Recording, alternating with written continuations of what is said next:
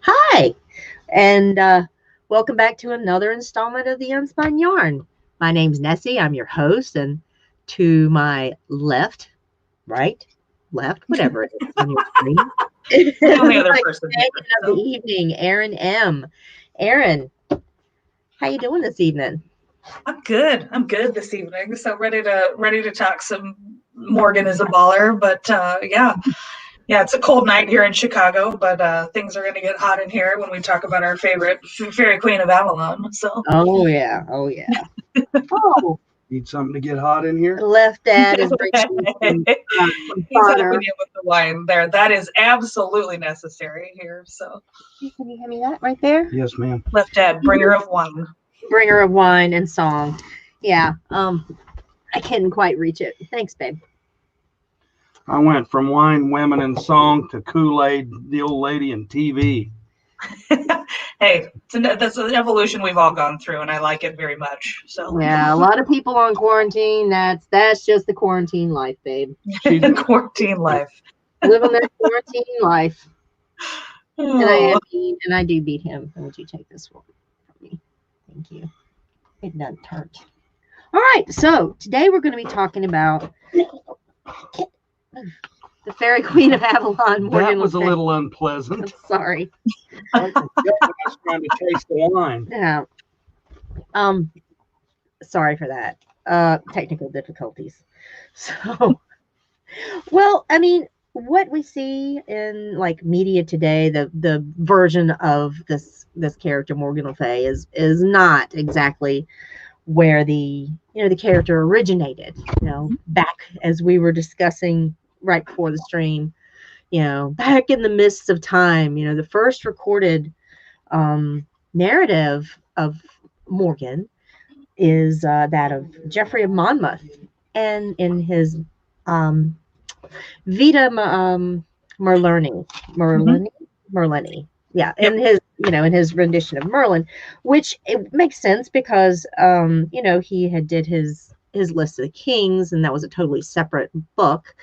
And he's kind of categorizing Morgan in with like the more fanciful characters.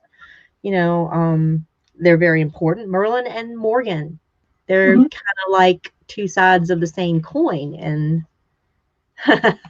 or rivals or nemesis. Well, they didn't start out as two sides of the same coin, but that's how Thomas Mallory decided to do them. But yeah, I think yeah, she definitely did not start out as an evil enchantress. She started out more based on Celtic legends of water goddesses and things like that, and sort of evolved. That there was then there was the goddamn post Vulgate that basically just hates all women, and then there was Mallory, and then she just sort of went from like a good benevolent figure to just the absolute like sociopath that she is in Mallory's version. And gosh, I wonder why. What could possibly have had any influence on that. It's not like anything important happened, during the intervening years. There, those right. 300 years that things went a little different, a little sideways. Yeah. Yeah, but at least the original is still intact and kind of gives us a base of reference to work with. When I had the last stream and I had the guys on, and we were discussing Merlin, and we were saying how he was kind of a conglomeration of both historical and fanciful and legendary other godlike entities all into one, part druid, part warrior, priest, magic wielder, son of a demon, by some tale. And you get similar kind of vibe here. You have this, she is in one half of her, it's like this woman born into Romanized British noble family, and so she would have had possible she would have had a classical education in that, in the very wealthy, they actually still, so she had one foot in like the classical world, so she would have learned Latin and learned how to read, and just learned how to read and write would have been tremendous. But mathematics, practical things of, a practical nature that was considered suitable to, a person of Roman nobility.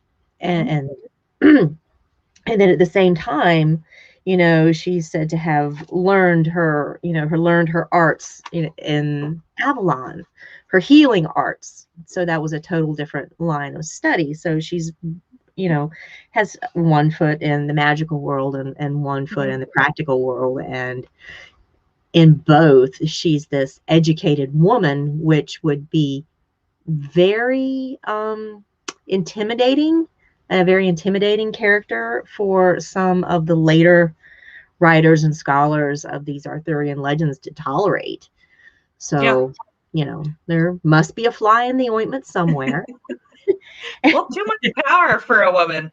Let's have our first strike to the patriarchy, and there'll be many more. That won't be the last.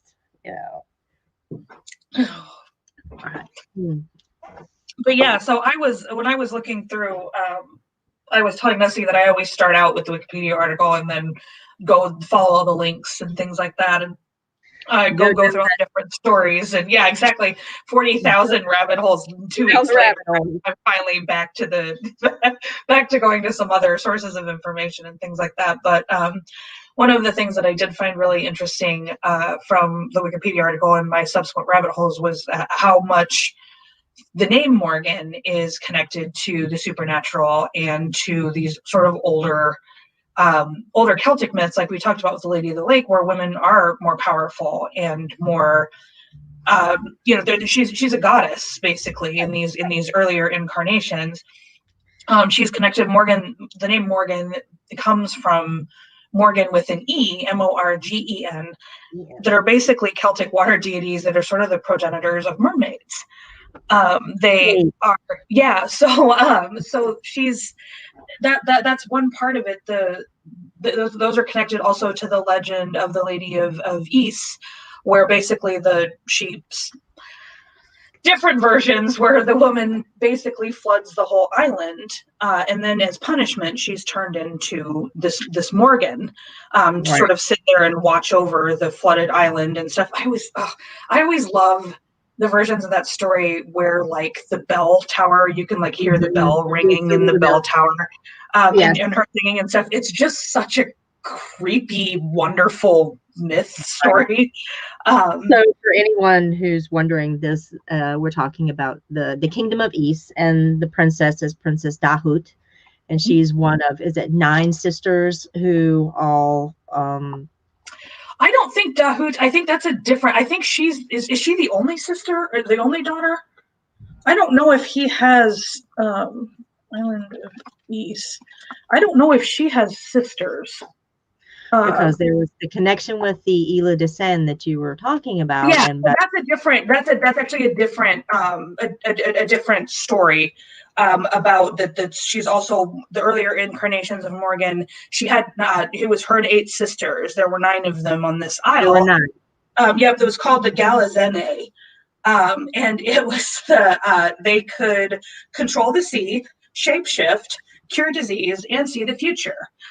There are legends where they're also sort of connected to sirens, like they're sirens on this isle, and they But I was telling Nessie that the funny part is that it's called Isle de Saint. And Saint in French is breast. So it was basically this cult of women who lived on like Boob Island. So that always makes me laugh, So. Oh man, I mean, what jock like Arthur wouldn't like want? Hey man, you want to go to Boob Island? Right. Well, I thought that's where I was headed. Go to Boob Island. To Boob Island. So yeah, I'm pretty sure they were also supposed to be virgins, but still, you could enjoy Boob Island nonetheless, I'm sure. So yeah. Yeah, because yes, the hymen is a myth. It's bullshit. So hashtag go read Lozes. Yeah. So yeah. Thank you. Right. So but she's always connected. So with this, she seems to be always connected with a sisterhood. It's not just her. You know, she's connected to Avalon, or the Isle of Aphalok, the Isle of Mhm. Apples, which is supposed to be this paradise, otherworld place that's without care. The land is beautiful and bountiful of itself. It's like a Garden of Eden, where the fruits and the flowers and everything grows, and you don't have to toil to work to live there. You can just exist in paradise. Mhm. And this was an otherworldly type place connected to the Celtic underworld, Tir na Nog, which also has, you know, these beautiful fruit trees and things. So the association with apples and fruit is very strong with Morgan and Mhm. other Celtic female goddesses, and apple being the symbol of the other world. You'll see statues of her, like carrot with a basket, you know, baskets of apples. And these female goddess figures will also have like dogs as like Mhm. their companions, their underworld companions. So those associations with her are always very strong. So Yep, and she's also connected somewhat too with the Morrigan, the sort of goddess of battle, and but it's not only battle with her; it's also like guardianship, like protection, and right, stewardship and things like that. And I think it's crows with the Morrigan, right? That she's right. associated And with usually.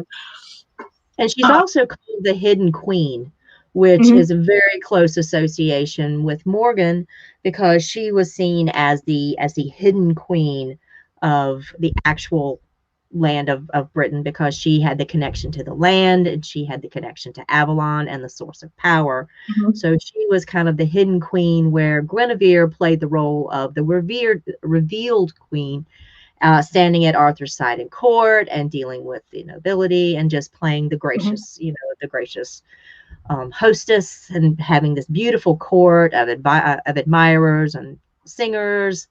And, you know, the court of Avalon, excuse me, Camelot is, you know, they didn't call the Kennedys' White House years, you know, Camelot for nothing, because it was this glitzy, glamorous type place. mhm. So that's where the association came from. This is glittering high society, and anyone who was anyone and had culture and taste or what have you would flock to Arthur and Guinevere's lovely, you know, court of love and beauty. Mhm. Mm. Yeah. Yeah, and she's also like with all these Celtic legends as well. She's always very connected to the old world. In the story, like Arthur is supposed to be the balance of the old and the new.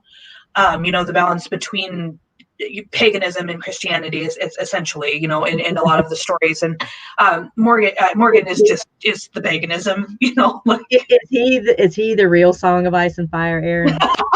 Is it Arthur? Is he truly the Song of Ice and Fire, the prince that was promised? It was the friends we made along the way, but you might be right. Avalon. It might be I mean, he's got that mashed potato, you know, character about him. yeah, You yeah, know, he's supposed, yeah, he's this good guy. He's this Joe, you know, this bloke, some, you know, jock, and you know, he's got his Chad. bros around Arthur's him. kind of a Chad. Yeah. Yeah, he's a Chad. He's definitely a Chad. Yeah, or, or a Kip, maybe a Kip. I like it. But yeah, and he's just got this malleable characters, like whoever's around him and like talking to him and has his ear or whatever, he's very malleable. He'll go with what that person is saying, because you know he wants to keep things nice and beautiful and keep peace in the kingdom. And so he's like, oh, this is a problem. Well, we've just gotta, you know, what this guy says is a problem. We've got to deal with it, you know, whether it was the right Right. thing or, you know, just whoever had, you know, he would listen to his advisors, whoever was closest to him. Mm-hmm. So, you know, sometimes you would have Merlin in one ear, yada, yada, yada, telling me, hey, you need to go, you know, make this marriage alliance, or, you know, I got this fell beast over here that, you know, somebody needs to do something with, or, and sometimes, you know, then you've got, you know, Morgan over here in the other ear and saying, hey, brother, you remember all those promises you made? Keep that Yeah. sword, you know, be nice to the land. Don't, you know, don't kill women and children, things like that. You know, remember that? Remember that? We're holding the sword over your head. Yeah, and it's interesting too because it's like she's the one reminding him to keep faith with the old Right. world, and she's so often in later ones cast as sort of faithless, and this woman who sort of is capricious and has no, but it's like she's her role in sort of more than in earlier versions of the story is to sort of say you have to keep the faith that we gave you the sword, we gave you the scabbard, like we gave those to you, magic gave those to you, so you need to keep faith with with us, with Right. the bargain we made. Right. And woe to he who does not keep a bargain with the Fae. Mm-hmm. Yep. I mean, it's not really a good thing. You make a deal with old powers and go back on your word. The old gods remember. Mm-hmm. Yep.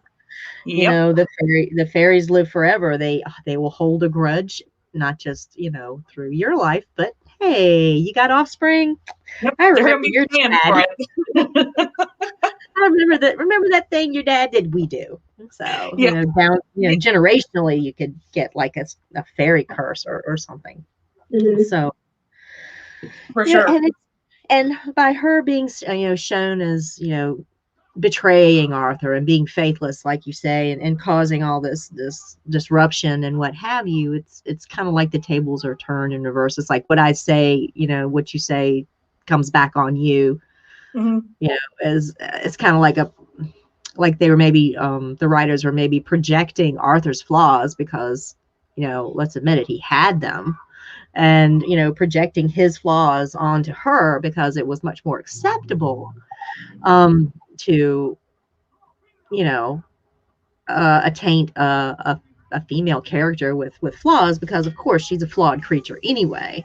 Mm-hmm. So the more, what's one more flaw, what's one more thing when you have Arthur, who is supposed to be this virtuous king, the king who founded Great Britain, the king who is the once and future king, this perfect and shining court. It's like bullshit that they had to keep telling themselves, because that's kind of where the whole idea of a British monarchy originated from. Yeah. So, you can't kick the bucket out from under the original, because then the emperor has no clothes. Yeah. The emperor has no clothes. Definitely. So yeah, we were saying earlier that the people around Arthur are just always more interesting than Arthur. Like everyone around Arthur is more interesting than him, and I don't know. I don't think there's anyone who is more interesting than Morgan, and especially even in her evil incarnations, she's at least pretty fun, So she absolutely. I mean, they lean in more towards her chaotic nature, mm-hmm. As the later and later the stories go. If you saw the artwork from the thumbnail for this video, you will see like a hodgepodge conglomeration, this artist's view of, the character of Morgan. And, she's wearing this bright yellow kimono, which says she's like this Eastern temptress, or, she's got furs and slippers, and her hair is just wild and untied. Magical symbols, woven into the fabric. So she's just this hodgepodge, this wild woman, unknowable, untamable creation that is so powerful. And she's got so many. She's like a parfait. She's got so many layers. Mm-hmm. Definitely. And each successive layer being added on is just makes her more and more interesting to me. Mm-hmm. She's just so complex. She and Arthur will have, like, they've got this great, it's really, really great sibling rivalry that goes on between them. It's like their relationship and rivalry is kind of like the catalyst for all of the stories, or all of the good stories that that we have. They're all bound up in this way with their relationship with one another. And I don't know, Erin, I know you have siblings, and I have had siblings, and we're both the older sisters in that relationship. And having a bratty younger brother, it kind of is a chore. And this one, she is she's quite a few years older than he is, and would have filled in had they been raised together, probably a like almost as a second motherly role, because mom would be busy doing queen stuff, and then you've got your older sister there that's kind of set to look out for you. So she always always considers him, she remembers him being born, she remembers all that. He may have no memory of her, but she does have memories of him, and that those things that were embedded in the relationship that early, it's her little baby brother. It's she's here to protect him. You have these protective feelings that you have with this little innocent creature, and then it's little brother's taken away from you, and other things kind of the world has changed and everything's changed. Your mom's still your mom, but who's this stepdad? Got a stepdad. Arthur doesn't have to deal with a new stepdad. She's got to deal with a new stepdad. Arthur, he just goes off and lives some, little quiet life somewhere and grows up. But she's got to deal with the realities of the political fallout of his birth. Well, and she's also got to deal in several versions of the story with the fact that her stepdad killed her real dad. So that's kind of hard, So that's, that will give you some significant daddy issues. Right. And it's not in all of the versions of the story and stuff. And she's not even his sister in all the versions of the story. But I do think that is her being his sister always, I think, are the most interesting versions of the story to me. They're the ones that bring the most complexity, the most depth to the story. Because she is, even in the earlier incarnations, when she is a healer, she's not nearly as interesting, So she's not his sister. Then she's like a healing fairy lady who sort of comes in and out of the story, And then you start getting her into, more involved, with family dynamics, which are, sort of more interesting than being the fairy Mary Sue who comes and goes and is wonderful all the time, So right. So I think that they really, for all that there is a lot of patriarchy here, Morgan also gets a ton of story in a way that a lot of other characters don't in most of these versions. Right. She's a very fleshed out character.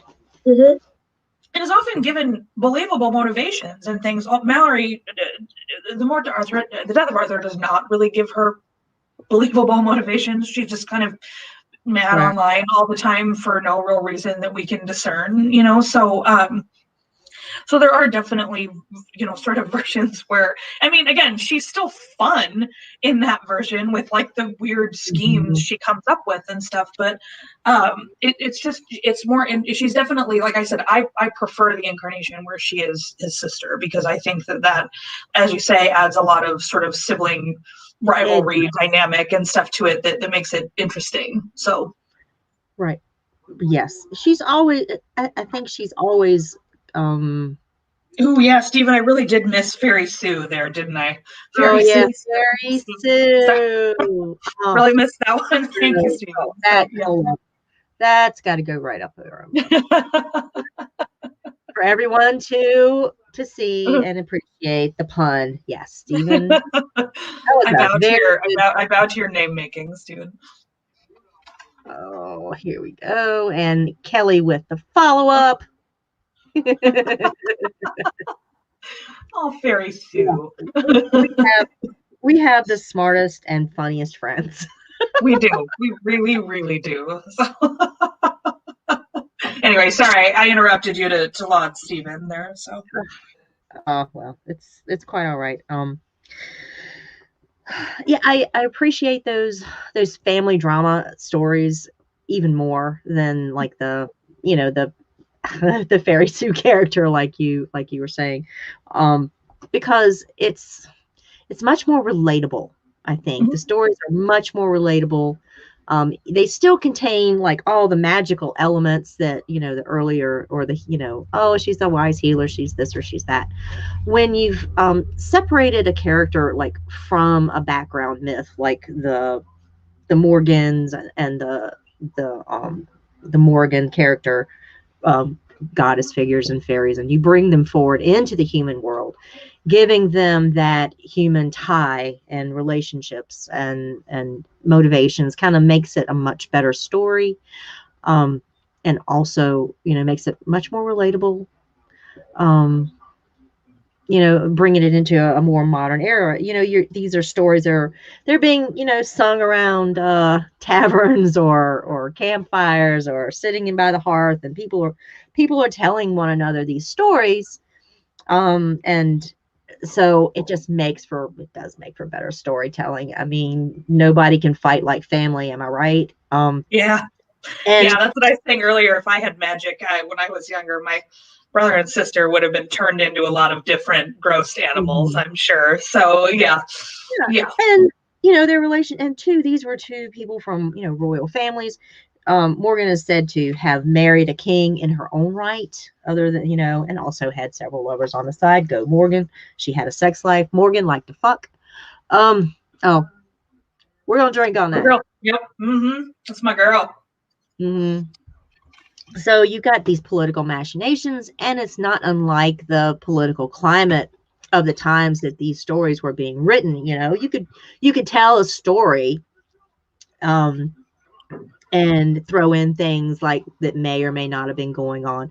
You know, you add like a current event situation into, you know, it's kind of like it was like subtweeting what was going on in absolutely the political climate, because these stories were written during, you know, these reincarnations were written during times of much political unrest. Chrétien de Troyes was writing during, you know, after the Norman invasions, and when, you know, the English royal house was changing and, you know, becoming the Plantagenets, which were very, very bloody. They had like this huge succession war after, I think it was like Matilda of Flanders, who's like this, you know, this queen from across the water, you know, had this claim to the throne, and it was her nephew or her cousin, I think, Stephen of Blois. Anyway, these two people, they were like, it was a succession crisis, big war, like 30 years, and neither of them got the throne. They finally did like a settlement person. You know, both sides agreed, okay, well, we'll just take this guy and move on. And then Mallory, he's writing during the War of the Roses. So, I mean, if there wasn't like a greater time of political unrest when, you know, you've got these kingmakers who are like using their influence and power and authority to, you know, back this rival house or this claimant to the throne and what have you. So you have these powerful people behind the actual heirs apparent or their actual claimant. That is pushing forward these claims, you know, and some of them were women. Yeah. So these stories were rewritten. Thank you, Jaded Redhead. I knew you would have my back on this. Yes, because we have, yeah. And then we get my Kelly, girl. are you sure it wasn't Sleeve of Blois? Sleeve of Blois? Sure it wasn't Sleeve of Blois? Sleeve Blah. Oh my God, that is a new name. Okay, anybody who knows, you know, if you know what we're talking about. But yes, Kelly does know her history. She is very correct. That's exactly the situation we're talking about. And then we're talking about Eleanor of Aquitaine, who had, you know, who commissioned these works, you know, Chrétien de Troyes works to be completed as I had mentioned in an earlier stream, almost like propaganda. So yeah, having these ties to the ancient sources of British power, and I mean the throne of Britain, you know, and tying it in with her court and her son's court. Her husband's court gave it all a smell of legitimacy over other claimants. And also they had it set up as like this court, like Camelot. Eleanor of Aquitaine's court was said to be much what the court of Guinevere and Camelot was based upon, because she would have these troubadours and she would commission these works and poetry, and courtly love was a big thing. And all the stories about the, you know, the once again, down with courtly love. Yeah, down with courtly love. Because it's bullshit. Bullshit. The Lancelot and Guinevere love affair triangle, whatever. So many of those stories were written during this time. So yes, you can see the historical connections of how these tales are rewritten and how certain slants are being cast onto other characters.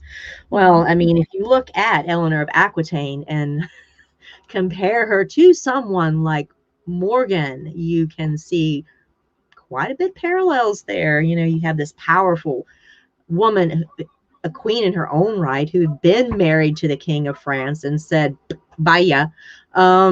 You know, they had it. It was an amicable separation. Everybody was happy.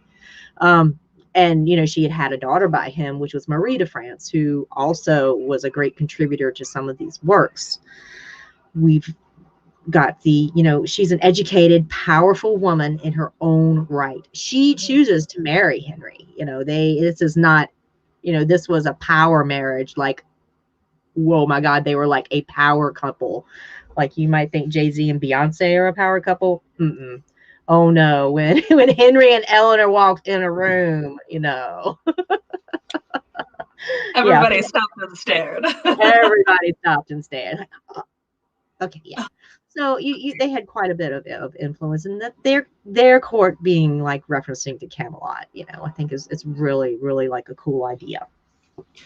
Yeah, definitely. Well, and wouldn't it have been easy, I guess, because were we still in the time at that time, and you and Kelly can please correct me that I'm wrong, where like not very many people, like things weren't written down very many places, but like at a court like theirs, like stuff would have been written and recorded, not just like the monasteries and things like that, but like, so their version of it was probably pretty important at that point, because that was the only one that was being preserved, not one of the only ones that was being preserved for posterity as well.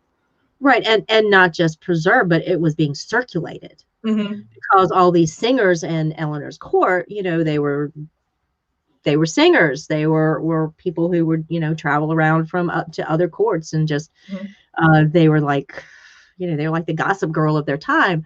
They would take all these tales to, to all the other, nobles and courts in the land. They were highly sought after. It would be, very prestigious to have a well-versed singer, in your court, especially one that had been at the court of Eleanor and Henry.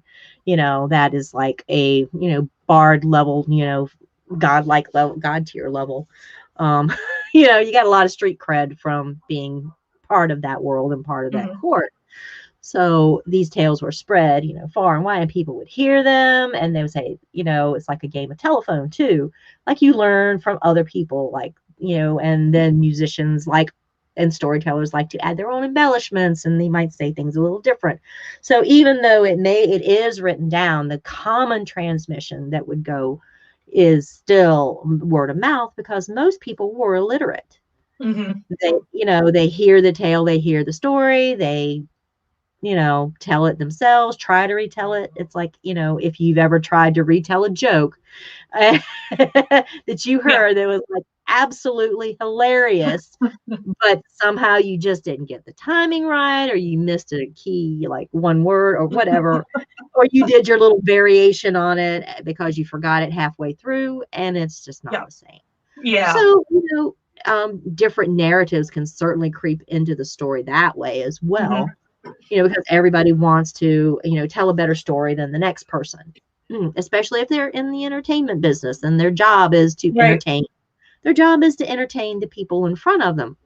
And depending on which noble's court they were in, they would certainly have a slant that would be very favorable if they knew the political leanings of that particular lord, or, what their motivations were, if they knew court gossip of, what was going on in there, they'd be very careful not to offend their benefactor, because, being a singer or a minstrel or troubadour or what have you, with a good gig like that, you don't want to do anything to mess it up.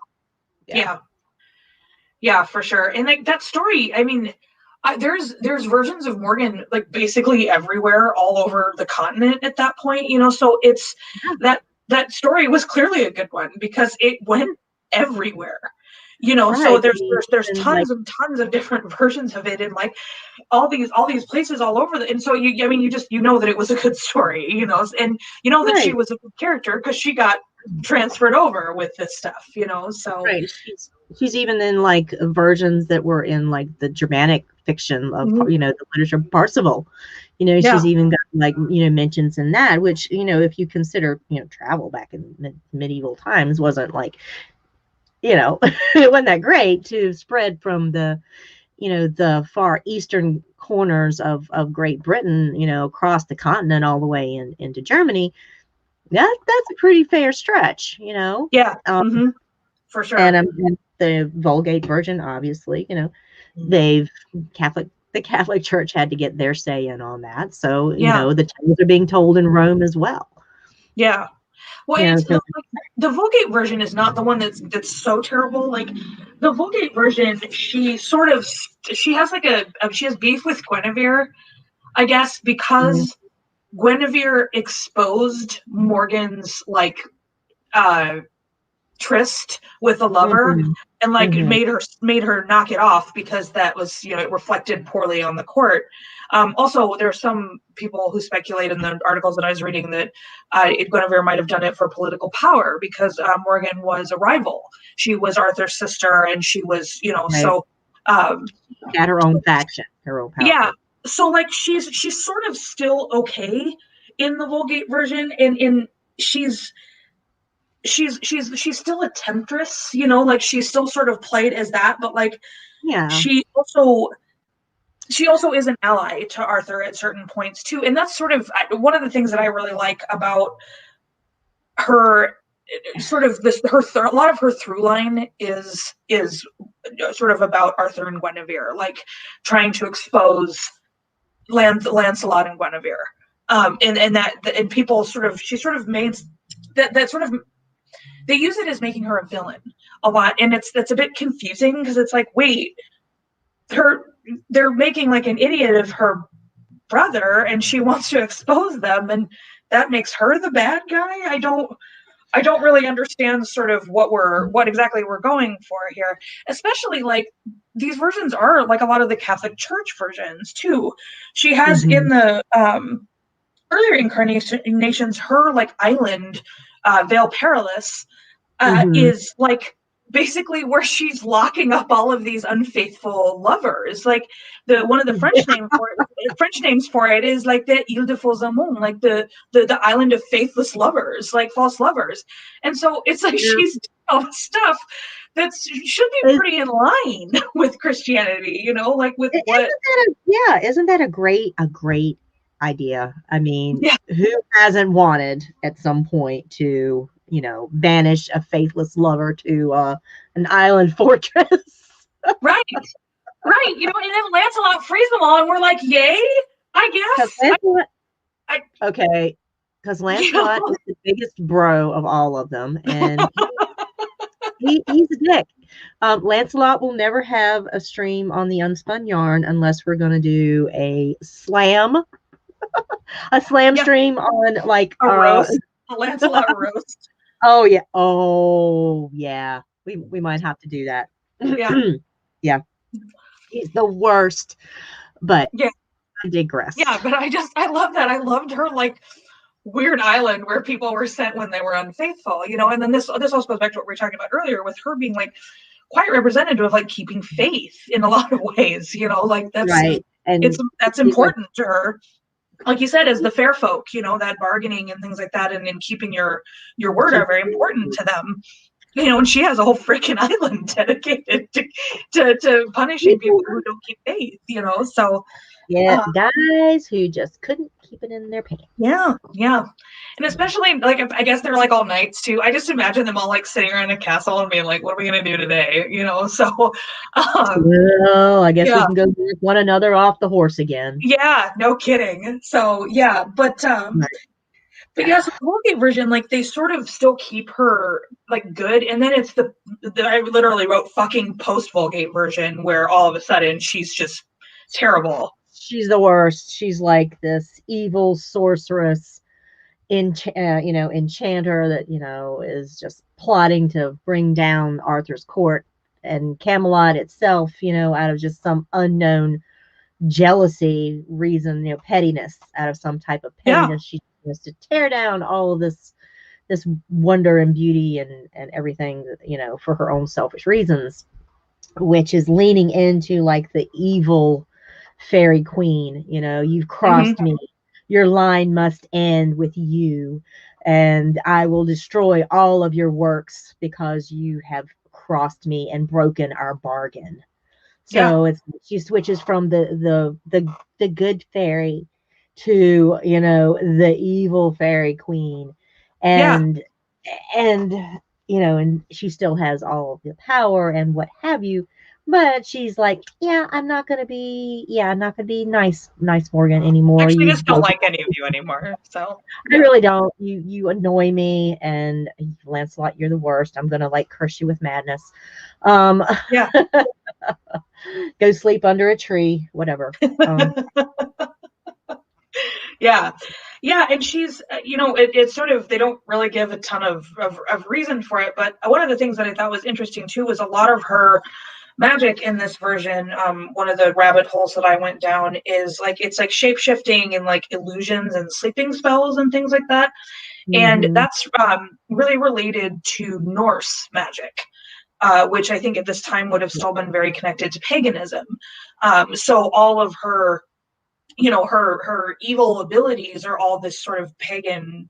A lot of it is from like Norse mythology and things. Like there's tons of times when the Norse gods sort of trick each other with shape shifting and all that kind of stuff. And turning into like birds and things like that has close connections to Freya. And she's the queen of magic, and see that she'll help Odin do things, and other times she's like she's like, no, I'm not going to do what you say. She's got this other female figure who's like queen of magic, and she's got her own power base, and besides what Odin has. So there's like a lot of similarities between the two of them. Maybe from, the influences of maybe some of the Vikings or Saxons who brought their tales and established the Daneland in the western part of Great Britain. They also will have brought their stories and their tales to, throw into the mix. So it's certainly not outside. Yeah, definitely. Did someone say something funny in the comments? Sorry, I saw you laugh and I was like, wait, what's going on here? Oh my God. It's just belly popping up, again. It's like, I do what I want. I'm totally with AK here that Regina on Once Upon a Time was right. So I am with you on that one, girl. So but I mean, that's definitely like, she's definitely a Morgan sort of type of figure from Regina from Once Upon a Time too. So every evil queen that Disney ever produced came somehow out of this melting pot of this archetype of the fairy queen, which could be good or for evil, baleful or beneficial.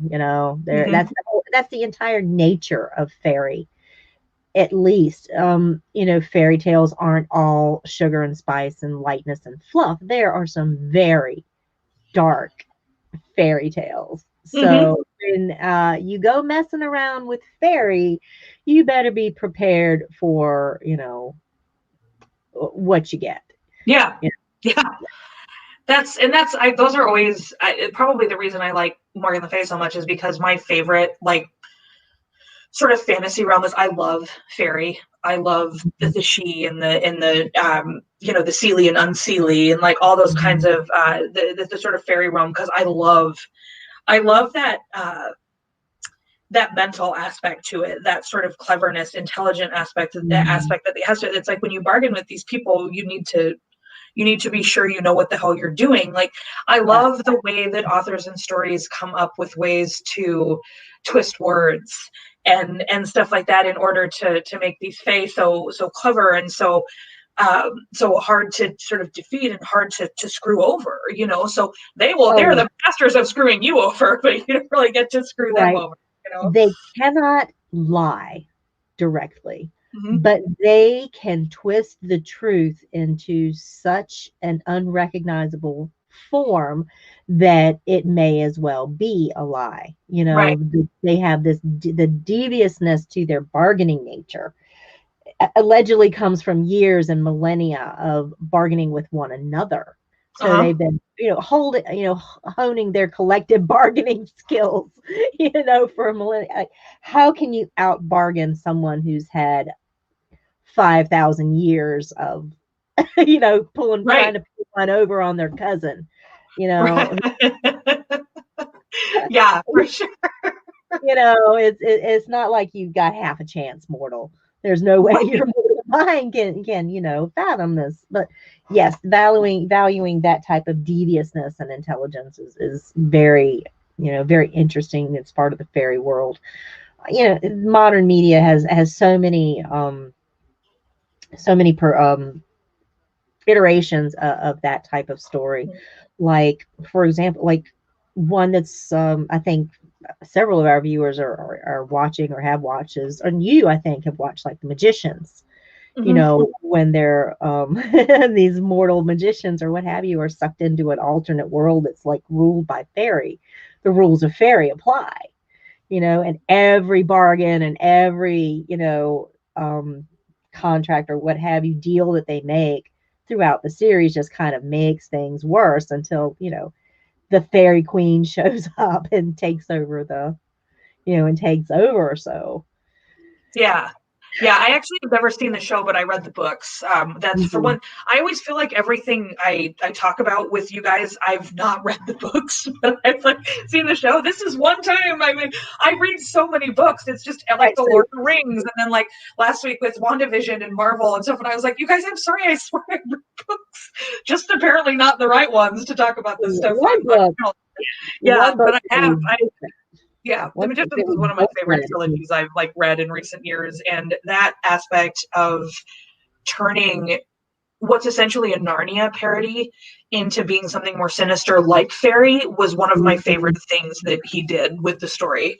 So, because Narnia is so sort of innocent, and then he basically both mocks it and bleeds it into that same kind of sinister fairy stuff. So yeah, sorry, we're getting a little bit away from Morgan Le Fay here, but I love.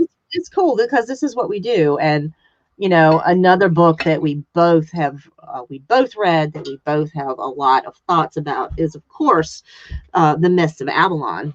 And yep, I'm still not quite finished with it, but I'm getting there. So yeah. oh, and it is, oh god, it is so good. Yeah.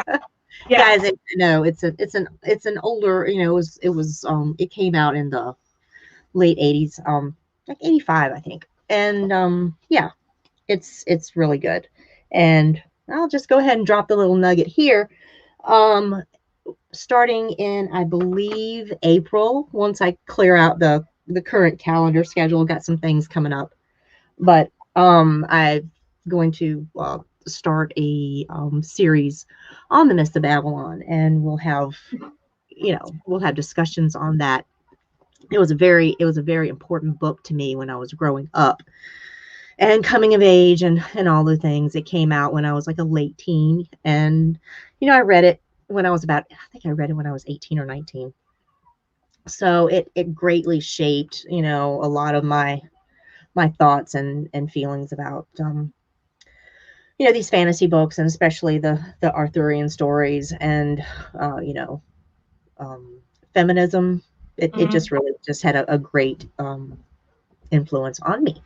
And in light of some things that have come out in recent years about the author, I was hesitant about giving any platform to to this. But having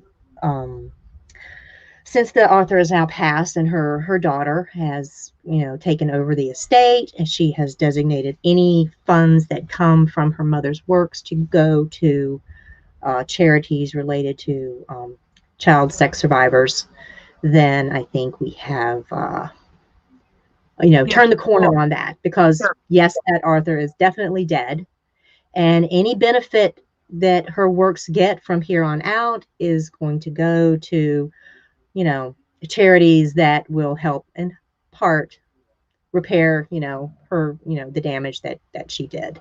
So that being said, that big long spiel, I'd like to, do some Midst of Avalon content starting in April. Yeah, for sure. It's such a wonderful retelling, and that sort of centers the women in the way that none of the other sort of Arthurian books do, and it's I think probably I don't know I would guess all of us, you and me and everyone here in the chat, would agree that characters are much more interesting when they're neither good nor bad. They're more interesting when they're both, or when they're just kind of human people, so they're and I don't want Morgan Le Fay to be Fairy Sue, and I don't want her to be the psychopath sorceress. I want I want them sort of the Midst of Avalon version. I want these versions that are more complicated than that, so because they're just more interesting than that, so Guinevere in Midst of Avalon is the most interesting I ever find her, so not to say that I don't. Yeah, she makes such interesting choices with Guinevere, and I think that's it's not that I don't find Guinevere interesting in the main story. It's just she's just more fleshed out here, so in Midst of Avalon. But the Morgan's sort of introduction, like that first chapter, is probably one of the best introductions I've ever read to a book as well. So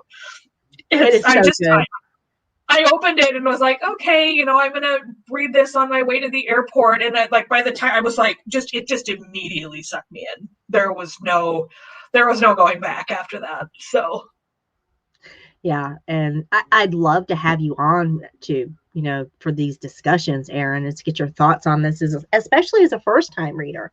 I'd really love to have you on to for these discussions, and we'll just go through and we'll share the book with whoever wants to. Yeah, definitely. We'll have a little book club. So I told everybody, like in the Zoom the other day, that I broke my rule. I tend to have a rule that I don't pay more than $10 for a Kindle book. And it's totally from like an old school thing where like paperback books cost $8. They all cost $7.99 when I bought them like at Barnes & Noble. And that was like, I don't know, 10 years ago, and I don't think the prices of books just like gone up any since then. But I wanted to read Midst of Avalon so bad that I did in fact break my own rule. And I got that on Kindle because it was one that I was trying to read when I was going home for Thanksgiving and Christmas and stuff. And I don't like to take physical books with me. So the Kindle is really, I don't know if just a super little aside. Do you remember like when we were going on vacation, having to try and fit like books in your suitcase? Okay, first off, you're assuming my books didn't have their own bag. Oh my god! Okay, the books had their own separate suitcase. It was my travel bag. And it was fit. I had them in there perfectly, and they had their own space. That we weren't worrying about the what was going to fit in the suitcase or not. Right. So it's like I just remember like going like when I was traveling like in Europe and stuff. You had to buy these like because I read these size books, y'all. Like I love big thick fantasy novels, and so I was like, I was trying to just jam all these books, and then I would sort of leave them in hostels and stuff when I was finished, so I could then cram more books in my backpack. And I will say that I am completely. I agree with people. I am down I love the feel and the smell of books. I love physical books. But man, the Kindle was such a game changer for traveling. Such a game changer for traveling. Like I can take 12 books with me home and it's the same size, so yeah. I mean, what if you finish a book like mid-trip? Yep. And you're like, I gotta know what happens next. I gotta know. You can, if it's published, if you're already reading like an established series, you can just like get that instant gratification. You know what I mean? Get that instant gratification. Yeah. Stephen, I have to say that, Stephen, that was literally the first thing I saw after that came out of my mouth. That was the first thing I saw. That was the first thing I thought. I almost said thick with two C's after I said that. But yeah, so yep, you are right to call me out on that because I was like phrasing on that one. So yeah. I mean, we like thick books and we cannot lie. Yes, I truly cannot lie about that. So I did not like carrying them around in a backpack, though. So yeah, but yeah, sorry for that sort of brief tangent into this is how technology has improved my life. So, but yeah, it's fine because now we have a perfect stopping point for the mid-roll. We do indeed. Look at that. It's almost like the fairies aligned. Yeah. So this is the point of the episode where I say thank you to everyone who's come to join us in the stream today. We've got Reflective Rambling and my brother Stephen Stark from Here Be Dragons, Wheezy Squeezebox, got Kelly, Jaded Redhead, OTDA, and Lady Leaf Underhill. AK Alicia's in the house. Good to see you, girl. Danny is here. Danny McKay. I saw you earlier. Yep. Hi, Danny. John Webster popped in to say hi, but he's at work. Kate Berchinsky is here, or at least she was. Of course, she arrives perfectly on time whenever that is. Micah Clark is here with us today, going all the way back. Ana Iglesias is here with us. Oh, Anna's here with us today. Awesome. So glad you all are here. Thank you very much for showing. If you're new to the channel, it'd be great if you would hit that little subscribe button there in the corner. If you like the content, the conversations that I tend to have here. This is pretty typical of how I run this ship around here. Only two small diversions are pretty good for us so far. Right. So, yeah. I mean, we can get off in the weeds, but it's very good. It's very good. We usually yields some pretty good fruit. If you would take a few seconds to hit the like button, that helps the YouTube algorithm a little bit. Leave a comment, say hey you crazy chicks, or anything like that. Just leave a little message, little comment. I'm very receptive to my viewers' suggestions.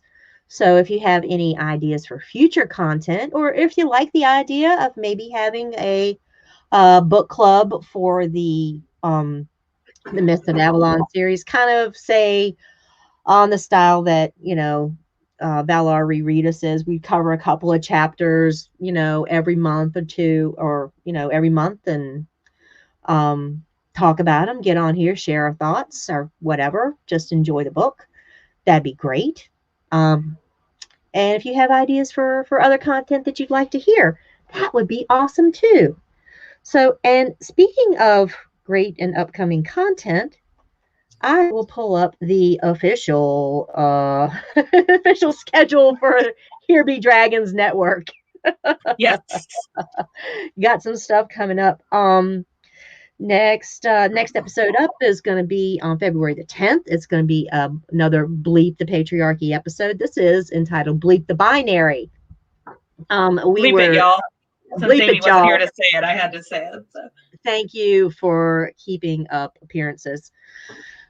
And that is going to be my co-host Amy, who was just mentioned, and Lo the Lynx, who has written many, many great essays on gender, non-binaryism, sexuality, the lack of hymens. Mm-hmm. Great stuff, guys. Great stuff. Follow her blog.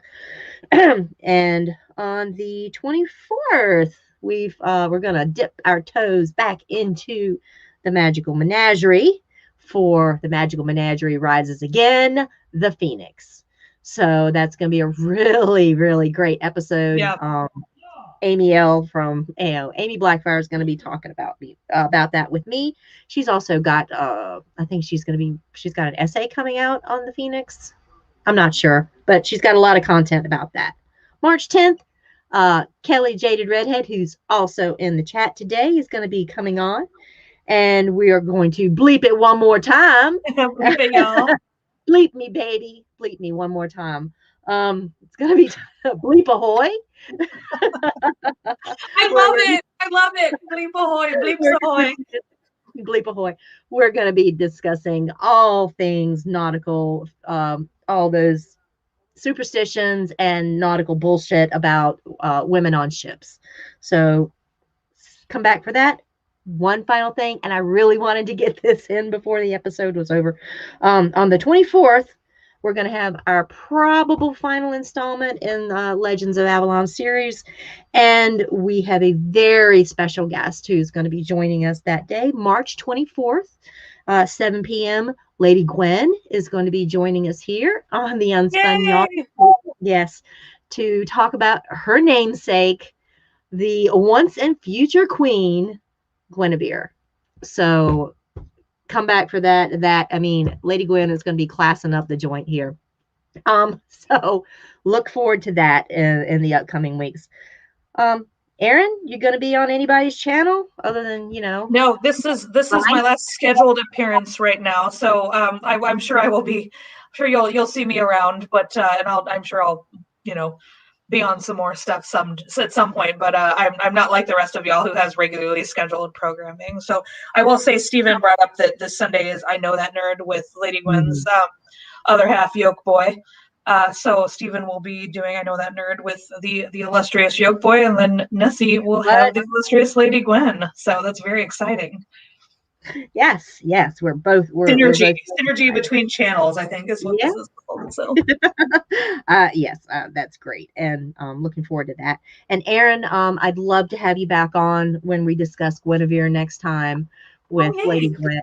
Yeah, I know you have lots of thoughts on our girl Gwen.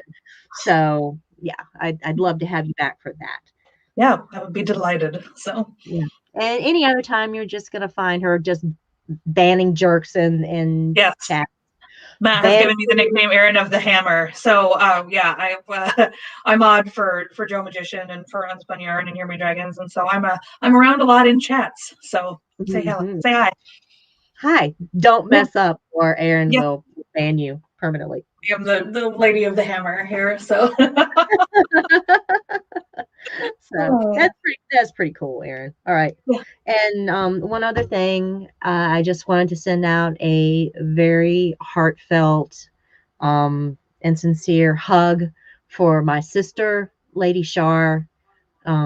She lost her mother today to cancer. Oh, Shar. And it's, if you can send her some love, Lady Shar, share the music. She's just the best. She's my sister. I love her. I feel like I've lost my own mom. And yeah, she's just a great lady. And if you all could just extend some love to her, in this time, it would be, it would be deeply appreciated from me. And, she really needs it right now. So, Yeah, she's one of the kindest, aside from you, one of the kindest people in the fandom as well. So she's one of the good ones. Yeah. Yep. She's good people. Share the music, y'all. All right. So, meanwhile, back on the Avalon. Back in Avalon. Back to our fairy queen. So that's kind of where the story, the Arthurian story, ends up. Is back on the Isle of Avalon. At the end of the story of all the tales, she's there. Morgan is there at when Arthur is wounded and he's going to be carried. She is the one who carries him to Avalon for healing. So they've had this love-hate, brotherhood, brother-sister, dynamic throughout all the tales, but always at the end, she is there to carry him, to be with him at the end, to ferry him across to the other world, where he will sleep until, he's needed again, or some such mess as that. But, in many of the stories, this is where she gets back as the healer, the healing role that she's, started with. She can't cure his wounds immediately. He's like, she takes a look at him like, kind of like a mechanic looking at the car, scratches her head and saying, I can fix this, but it's going to take a while. Yeah. like a while. Like a while. Like it's gonna be a minute. So yeah. Yeah. It's funny too, because like in most versions it makes sense, because she steps in the role of not only the healer but the sister. She's a sister, and she's taking him to to take care of him, like an older sister does and would do if you have a relationship like that. I was gonna say if you have a good family relationship, but it's not like theirs was actually good. So but I think one thing that I think is really, really interesting, that even in the death of Arthur, even in Mallory's version, she still has this role, even though she's a total just an asshole the whole time. Like she's like psychotic in this one, and then at the end it's like, and there she is on the boat taking him to Avalon, and you're like, right. Okay. So that in itself is evidence that the entire narrative of, most of the previous stories probably not exactly correct, because you would do, and Mallory of all people, who paints her in this terrible, terrible light, at the very end, she's the one who taxis him over to paradise to heal him of his wounds and restore him and all these. She's just doing this wonderful thing, and she's like she saves him at the end. And this is the same guy. A couple of 100 pages back, 6 chapters before, was like, oh yeah, she stole the sword and she was going to bring down the kingdom, and and she gave it to her lover. How dare she have a lover? Gave her brother's sword to her boyfriend. Now, there's a lot of women or guys out there that have like given stuff to a girlfriend or what have you, and then they don't get mad until they see that her new boyfriend is got it. So like that person, they're the worst or what have you. So this is like, she's the worst because she's profaned the sword, this holy sword of Avalon, by giving it to her boyfriend. So but who then again like gets killed by Arthur. I mean, that's the other thing about the sort of, and again, it sort of pains me that Mallory's version is sort of the most well-known. That's where most people sort of get the ideas about Arthurian legend, is from Mallory, and especially because like first off, it's not that good. Okay. No, I don't think so. Mallory. People, just because a book is, quote, difficult to read, that doesn't mean it's a great book. Okay. Right. Yeah. And I mean, it's well written, It's hilarious because she's like, because even in this version, he leaves her sort of with her intelligence, like, which is good. She's smart, and she's this wonderful sorceress, and she's, oh my God, there's one quote about how she's like the loosest woman in all the world or something like that. I mean, she just any bad character, like so she's like got all of this like great power and great intelligence, and yet like she just repeatedly fails at every step. Like Mallory basically creates this all-powerful woman, and then just has her step on a rake every time her plot is supposed to like come to fruition. Like, he sideshow Bob and steps on a rake. Comical. It's comical. Like, I mean, it's not like Arthur is smart. Or it's not like any of them are that smart. I mean, like Merlin's probably the only one that's got anything going. They don't always listen to him. Yeah. It's really like still. It's like the white dude at work. It's like the white dude at work that just constantly fails into success. Totally. And she just fails for no reason. Like it's just everything. It's really well laid out, and then it's like, just kidding, actually a bird flew by and took the scabbard back to Arthur, and you're like, what? Why did this happen? I don't understand. What kind of bird? What kind of bird? Have you seen a scabbard? Okay. Right. And I don't think that actually happens, but it's just something ridiculous like that happens every time, Yeah. So I mean, if they can carry coconuts, I guess they can carry a scabbard. Yeah. Maybe between the two of them. Yeah. I mean, maybe two of them go. They flew together. A team of birds actually stole the scabbard. So yeah. It's like clearly like I don't know Thomas Mallory. I haven't read anything else. I don't even know if he wrote anything else other than this. He probably did. I'm not really familiar with him.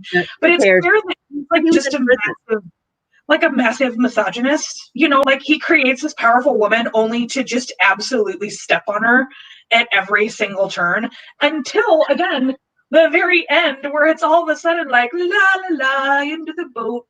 So it's very confusing. Like until you think, well, no, the more powerful she is, the more pleasure he takes in making her fall. And that's like tripped on a crack.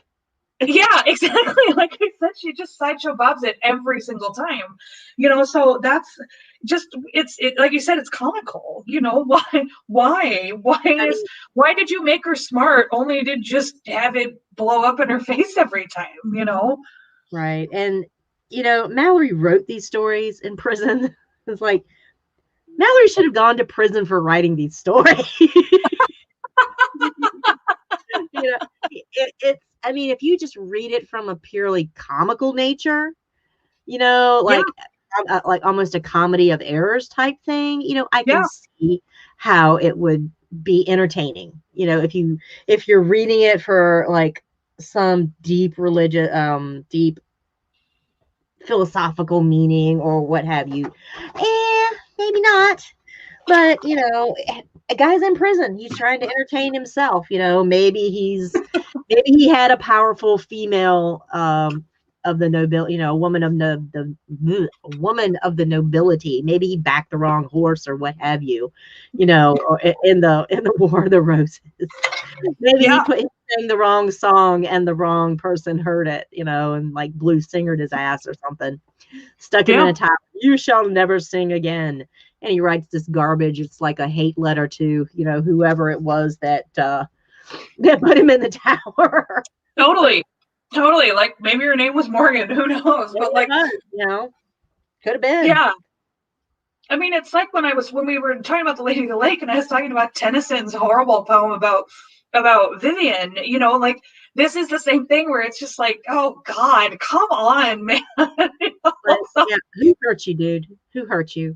It's basically like King Arthur and the knights who fail upward. Like that's actually what it should probably be called. That's what it should be called. Exactly, King Arthur and he failed upward. King Arthur also super failing upward. So yeah. We'll probably have to do that slam episode, and that's going to be the title. Yeah, it's funny. More unspun yarn content. Yes, we're really not crushing it here with our better names for things. So yeah, we still have not referenced the glory sheet, no matter how hard. And that I take as a personal failure as a podcaster of ours. That we have not been able to work the glory sheet into the episode just yet. Not yet. We will figure it out some way though. So yeah. I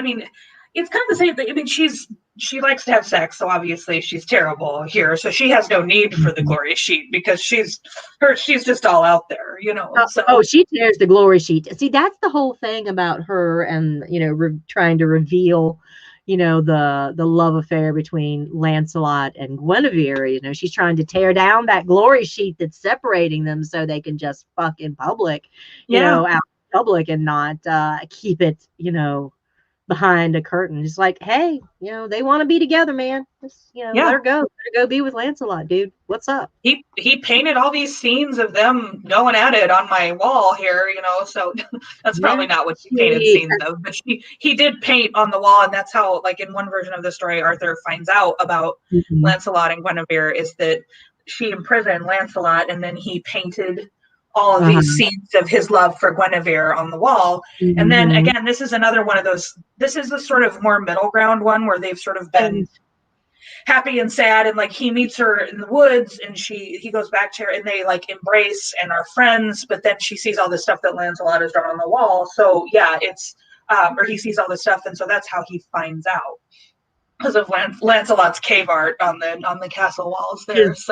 His Bob, his finger painting. His Bob Ross, that's true. Yeah. Bob Ross finger painting on the wall. Yeah, some happy little bloomers for Guinevere here. So yeah.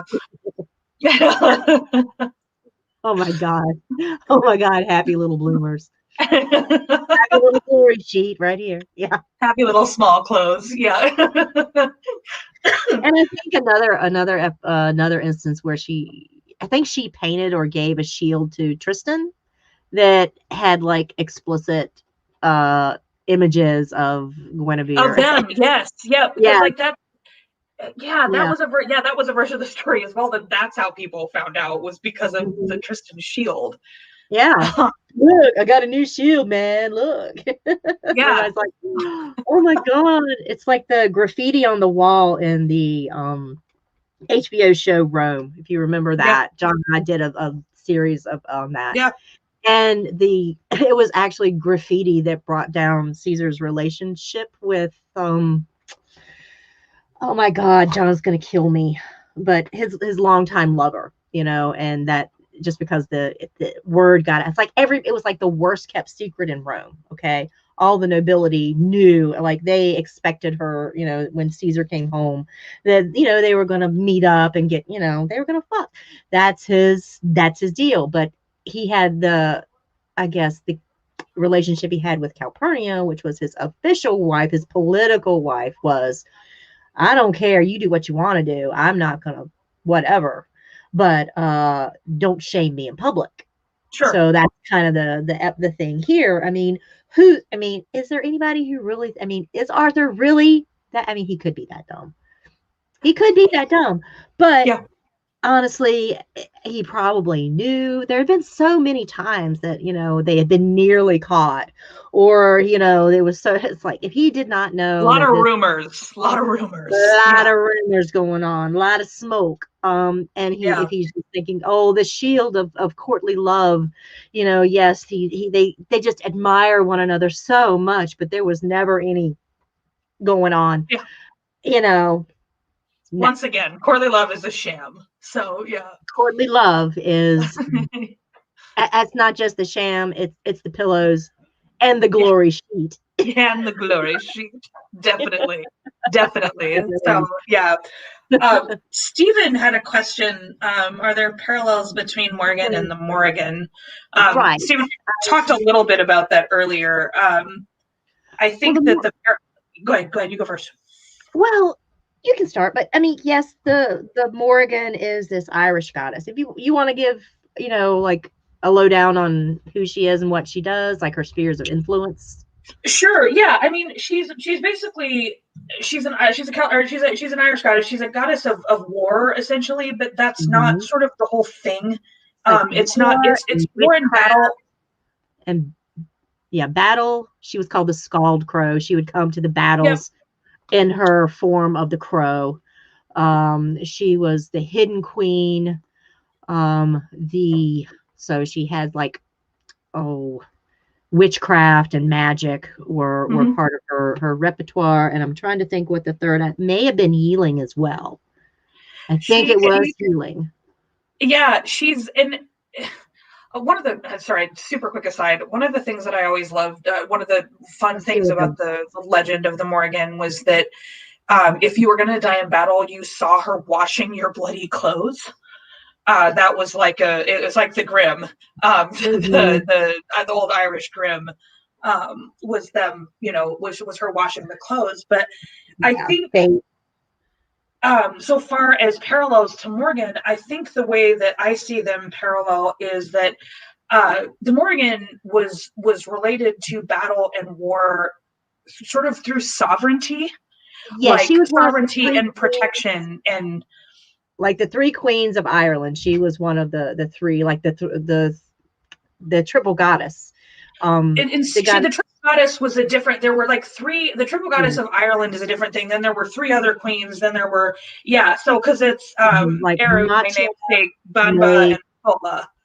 Were the three goddesses, and so the Morrigan was a sort of different version of that. But with Morgan the Fae, I think it's a lot about like the way that she connects with the Morrigan for me is about sovereignty and about using battle and using war in order to protect sovereignty and to protect your land. She's a guardian. She's a guardian of certain things, and her way of Morgan's way of doing it is through war, and sort of Morgan's way of doing it is through magic and through Arthur and through like this deal with Arthur and things like that he's going to keep the old ways and things like that. Merlin is a part of that as well, but Morgan isn't a sort of battle figure, but she does relate to the sovereignty aspect and the guardian aspect of the Morrigan, I think. So yes, there. And I don't know if she has associations with birds or with crows specifically. The Morrigan does, but I don't think Morgan does. I don't think. So yeah. Other than the shape shifting aspect. Because, the later tales when she's like this so much more of chaotic energy. She's able to change her form, shape shift into other creatures and whatnot. And all that ties to all of her powers, tied directly to the land, to the the powers of the earth. So in a way, it's like the Morrigan, being part of the island of Ireland itself. The female spirit of the Irish of Ireland. Erie, whatever. Yeah, I think I said my namesake there. So yeah, but it's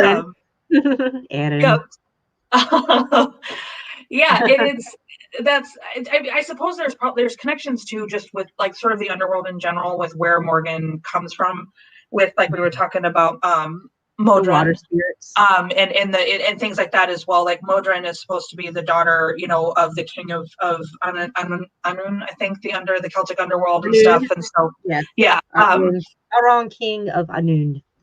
Yeah, and so there's that part of it as well. But the Morrigan isn't really sort of strictly connected with the underworld so much as she's part of the world who sort of sends people to the underworld. So she's more of a what is it?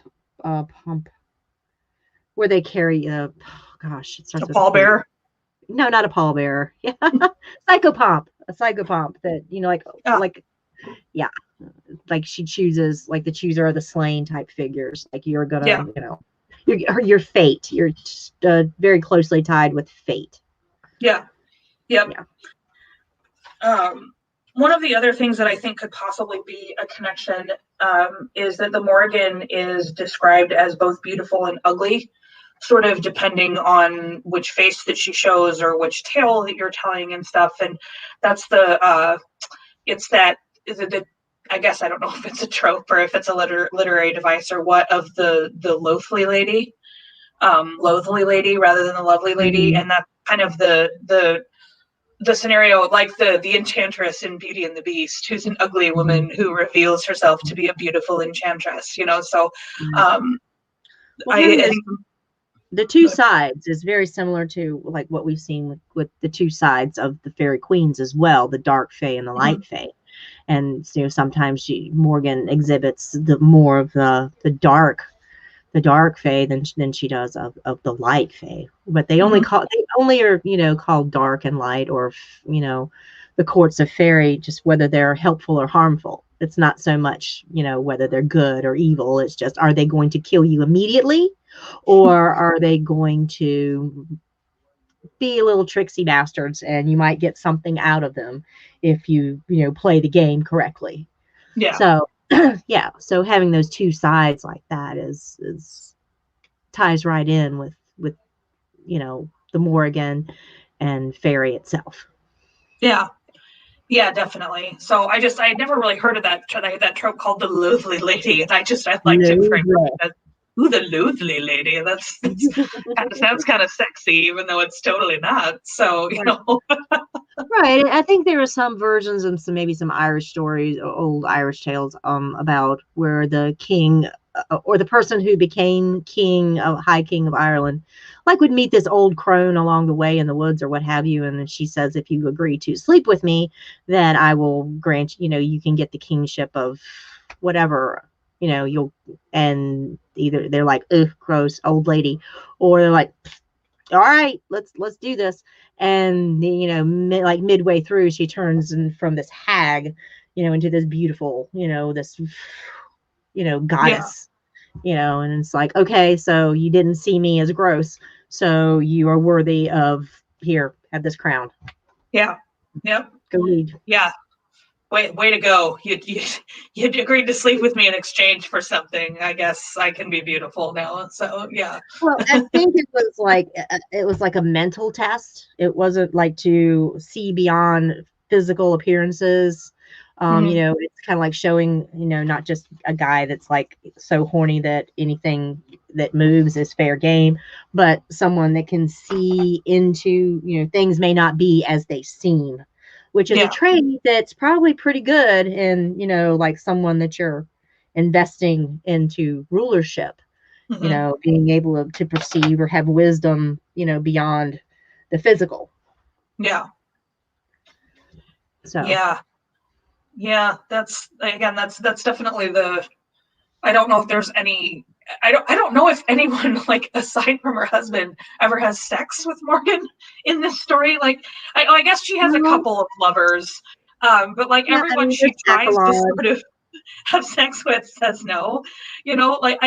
There's another one of her failed schemes where she has this hunting horn that it's supposed to, like, a woman who has been unfaithful is supposed to not be able to drink from it, a horn, without spilling. So if you've been unfaithful, you can't drink from it without spilling it. And she uses it because she's trying to trap Guinevere into revealing her, like, unfaithfulness, but instead Isolde drinks from it, and then she's revealed as unfaithful instead of Guinevere. What and like the hell? it's just, yeah, so unfaithful to what? Oh god. So yeah. So like, I think at one point, doesn't Arthur like literally just try to get rid of her? Like, I'm going to marry my sister off to this old guy, and you're just going to, go live. I think it's the king of Reged. It was like on the somewhere in Wales, on the northern Wales or what have you, king of Reged. So it was like, here, go marry this old guy and stay away. So it's like kind of a punishment in a way of having, natural feminine, natural sexual appetites. And he's like, oh no, no. And not only am I punishing you for like getting laid, I'm going to punish you into marriage, where like it's like you have, unless you're going to be unfaithful, and don't be miserable. Yeah, go to Northern Wales and be miserable. Well, and it's like I get it. I get it. This is the time of the story, but it's like everyone's always surprised when women like that, like when there's some sort of reprisal. Like, you sent me off to marry this old dude, and you're surprised that I slept with someone else. Like, what? I mean, did you see why? him? He's kind of hot. Yeah, dumb but hot. Yeah, and it's like what I did kind of like about her marriage was that it was like basically like a sort of northern magical kingdom that they send her off into, so like you're like, okay, well that seems pretty good, and then they're like, she really hated her husband. I'm like, damn it, I thought the magical kingdom would help, but no, I guess not. Never mind. So, yeah. She probably pretty much got her entire way with her much older, and he was probably, I mean, Yeah, it sucked, but she got a pretty decent power base out of it because, he would either do whatever she wanted, or she was actually like running the show behind him because she would like work circles around him because, she's generally like the smartest person in the entire room. Yeah, and like we said, in every version, she's smart. She's not dumb in any of them. She's very intelligent and very learned in all of these. So you'd think that she definitely would have figured out how to work that to her advantage, So, but she still wanted to fuck. So, she found somebody. Relatable. Yeah, agreed. But yeah, so I was thinking, is there any like recent incarnation of Morgan that you have liked, like in aside from Midst of Avalon, like in any of the TV shows, or I know you watched Cursed. Was she in that at all, or? I believe she did. She was, but she wasn't like one of the main characters. Let's see. Like she played. She was in Merlin the television series, the BBC. I really liked the version of her in that actually. So well, she was. Let's face it. She was played by a wonderful actress. Mm-hmm. Helena Bonham Carter she was bringing it. She was rocking that Morgana. I mean, yeah. I and then of course goes on to play Beatrix Lestrange. So she kind of got the archetype down, I'd say. But yeah, I think they had a wonderful actress playing her. And it kind of showed that she was more like the schemer, the she was playing an antagonistic role, but they did it well. And Mm-hmm. I kind of like that. I like that version. Let's see. Micah is mentioning the Morgana in the BBC Merlin, the younger sort of Merlin. I loved that version. So that was one of those versions that I was talking about that made her complicated. That made her have different motivations and different things that were important to her, mm-hmm. and and there was the limited series that came out on the Midst of Avalon. So I mean, looked all over for that, and I can't find it anywhere that it's online to watch. It's not streaming. It's not streaming anywhere. I think maybe you can get it on Amazon Prime, but it's not free. No, I couldn't even buy it. I couldn't find it anywhere. Oh wow, really? It might have changed since I looked for it last, but I couldn't buy it even. I may be thinking of the Merlin limited series that John was discussing. But yes, everybody out there who's listening, Amazon, HBO Max, what have you, Sundance, I don't care. Give the world a Morgan Le Fay series. The world, I mean, I don't know if we deserve it or not, but I'd certainly pay to see it. So, yeah. Well, and she's also, Morgan Le Fay is also a character in Marvel, in the comics and things. And DC. Marvel and DC have a version. Yeah, I would love that. I know she has a plot with Scarlet Witch, but like it does also seem like all of her storylines, at least the ones that I'm aware of, like involve her either in Camelot or like turning the world into Camelot or something. So that's probably a little difficult to do on TV these days. Like it's got to be a little bit serious at least. So yeah. Well, I think she has altercations too with the Black Knight, which is part of, I think, another upcoming Marvel project. Is it the Eternals? Was it Runaways? No, it wasn't Runaways. Supposed to have been in? Maybe. Anyway, she's part of that whole series that is dealing with immortal beings who live, on a different planet. Anyway. Yeah.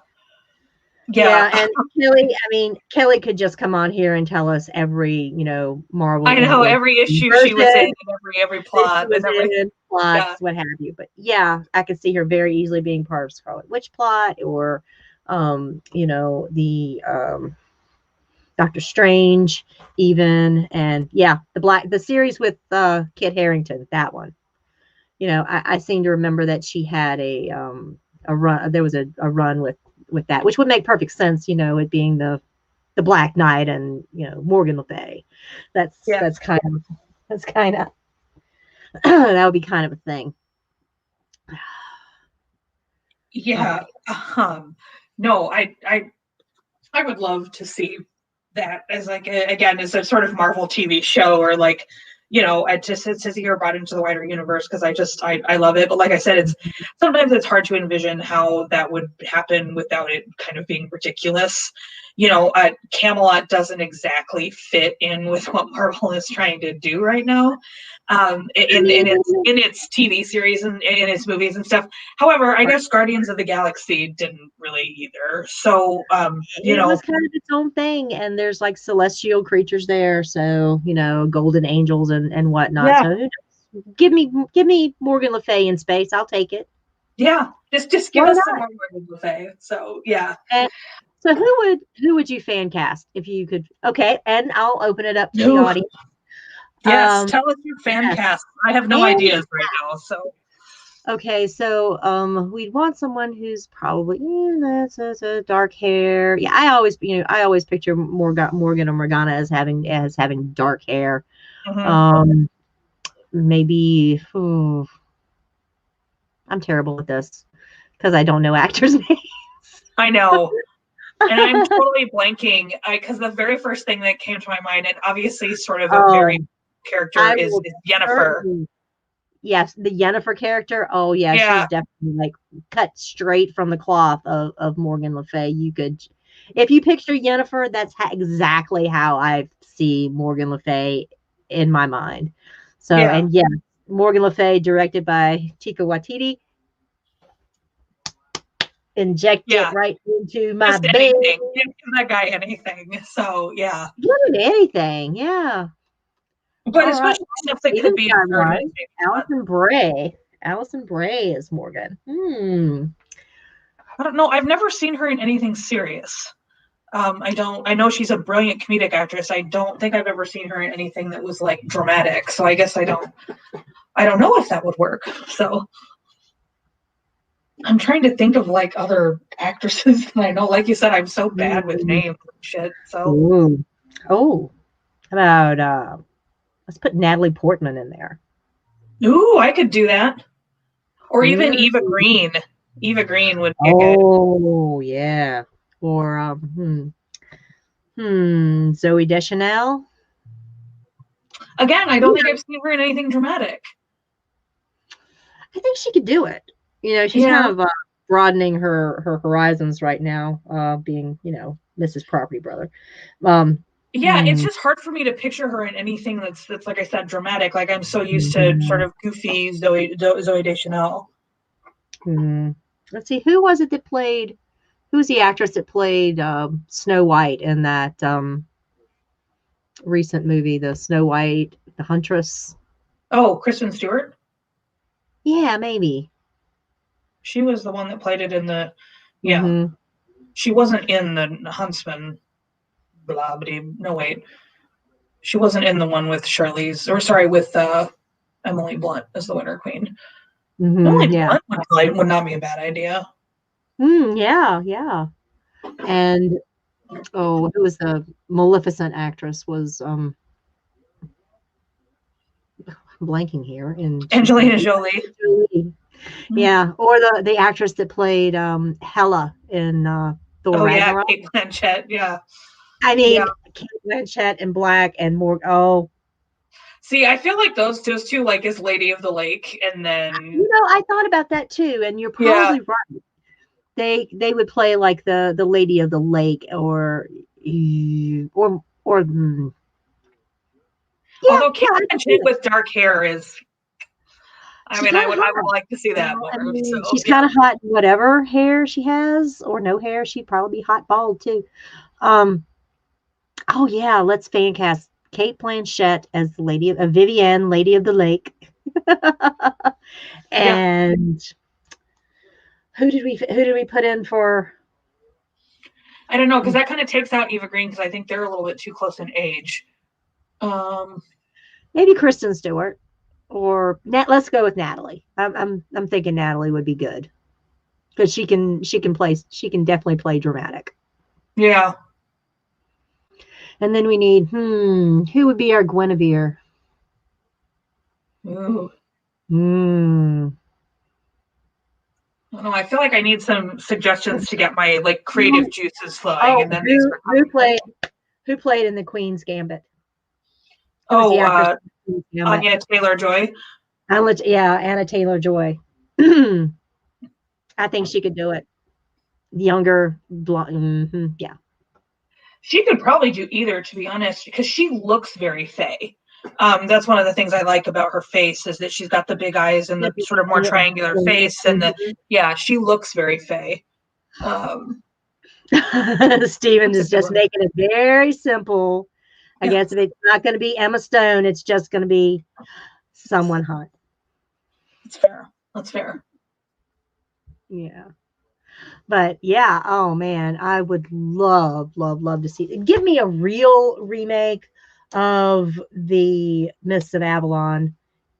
It could be miniseries, it could be limited series, just like a one-off series, like Disney's been doing with certain things. Give me just a one-off series, or who knows? I don't care. Just make the content. I will subscribe and watch.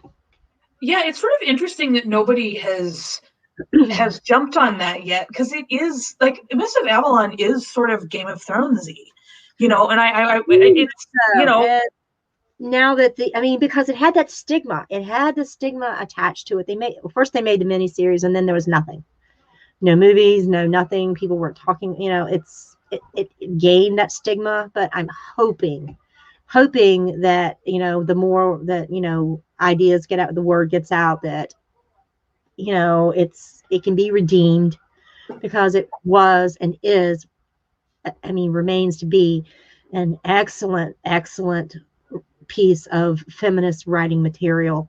Mm-hmm. What if it was animated? I don't care. Animated would be beautiful. Oh my God, Fairy as an Avalon animated, just, it would be beautiful. Absolutely. It's a beautiful story, and again, it's a very rich, complex story. I wonder if there are issues with like the rights or something, but I kind of can't believe at this point that nobody has been like, we should probably remake this story. Yeah, Angelica Houston, I think, played in the original, and I can't remember the actresses, the other actresses, but their acting was actually, Angelica's acting was probably the best in the series, in that limited mini series. But it really didn't do the book justice. Yeah. So I really, HBO, if you're listening, you want to get a great story fairly, at a reasonable price. I'm sure the estate, and the money will probably go to a good cause. The money would go to some fantastic causes, healing some very deep wounds. So, it looks like Juliana Margulies was the other main actress, as well as Joan Allen. Oh yeah, Margulies. Yeah. Oh, it was the 90s. Yeah. So. Well, it's 2001, apparently, according to this Wikipedia article. It's like 91. Really? That came out the same year as Lord of the Rings. So, wow, 2001. I can see how it was just like not even a blip on the radar. Okay. I can see how something may have like vastly overshadowed it. Yeah. Miss a what? Oh yeah. Mine's a Moria. Right. That's what you said. That's what you said. Thanks. It's got a lake monster. Oh yeah. Oh my God, that's so funny. But anyway, studios get on that. I would love to see a remake of Midst of Avalon. So, but a proper one. This one they kind of cut a lot of the good stuff out. So they really did. That was kind of like, they crammed it. This is where it's a big story. It would be like making Game of Thrones into a miniseries of like 10 episodes. Yeah. 8 episodes. Yeah. Kind of like, oh, never mind. It's just, or like when the disastrous, like part of like the first Dune, the David Lynch Dune movie, it's like the first half of the movie was pretty good, and the last they tried to cram so much into the back half of it that it was just like, what just happened? So it's like that's jury's still out for me if Dune is gonna ever be good on film, but I guess we'll see when the new one comes out. So I hope we'll see eventually, because yeah, they did a great. I think they, by splitting it, by doing it into 2 movies, and not going for the trilogy. I think, not doing the reaching for the trilogy, because not doing the Hobbit. Yeah, not doing the Hobbit thing. But yes, having that, being happy with 2 movies and making and hopefully doing justice to the book and making 2 wonderful films. yeah. What, I mean, what more? What more would you want? Yeah. And that, of course, if you do it right the first time, they could lead to that greater series of books and movie adaptations, because God Emperor of Dune is probably one of the best book of the entire series, and that would be trippy AF on film. Yeah. You would definitely get 3 out of that one. No doubt. Aren't there several books in the Midst of Avalon series as well? Have you read any of the other ones? I have read practically all of the series. Okay. And the premise is that it's kind of like, in a way, related to how Wheel of Time works. Okay. Where the Mist of Avalon would be related time-wise, as the farthest in the future of the stories. Like, it's the first one told, but it's actually the last story. So it's like told in reverse order. Okay. And by it taking into account the Celtic belief in reincarnation. So if they, that is a premise that is carried out in these books, and how each consecutive or desecutive, I guess, book is plays out these same character tropes, character types, but with, in a different story. So so it goes back, back and further back in time, as these characters, or these souls in different bodies, all relate to one another. And interesting. It is interesting. It's a lot of material there if somebody wanted to make it a show. So right. So it makes the connection all the way. Let's see. I think that the last book, which would be the origin of it, is set in Atlantis. So it brings a tie from the epic from Atlantis to Avalon, and the stories of these reincarnated souls. Sure. Interesting. So, yeah. But the Mist of Avalon as a standalone story is perfectly great and accepted. Sure. Yeah.